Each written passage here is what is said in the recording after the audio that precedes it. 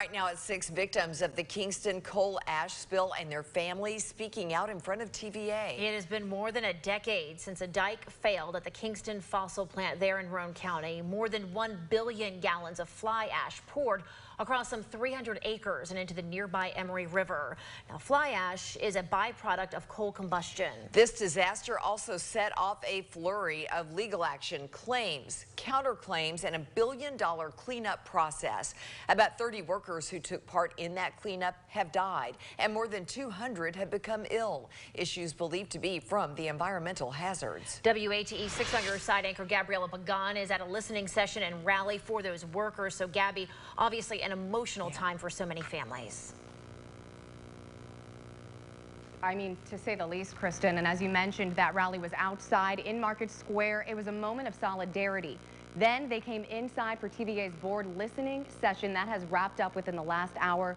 We're told about 40 people showed up, and like you said, 10 years ago, and those people who worked at that site say they still have not seen the justice.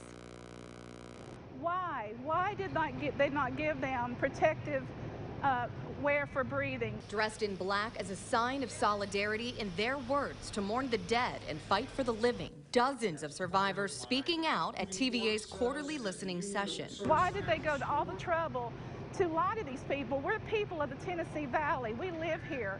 You know, we didn't do anything to deserve that. Julie Bledsoe's husband began working on the Kingston coal ash spill the very first day, saying it was in 2008 at the start of the recession when they were thankful just to have the work. The men were concerned. They said, "Is this safe?" And they said, "Yes, it's safe. You can breathe it every day. It won't hurt you." One of the foremen from Jacobs Engineering said you could eat a pound a day. While the company Jacobs Engineering was in charge of cleanup at the site, family members of those still alive say they were still under the authority of TVA and argue TVA had to know it was not safe. We've not seen the type of illnesses that are being reported by these individuals within our own workforce, but that doesn't mean that they're not valid. That's one of the reasons why we feel it's important that these concerns are heard in that court of law, where they can determine what the facts really are and then decide what's the best path forward.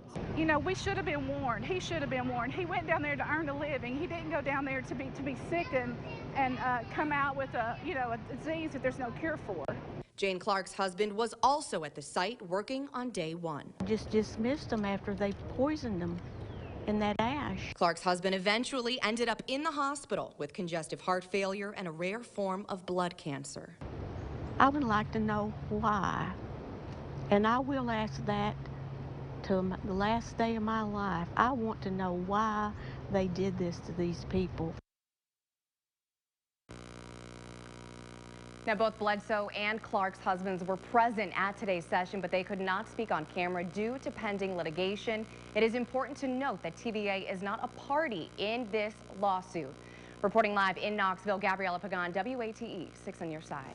All right, Gabriella, thank you. Well,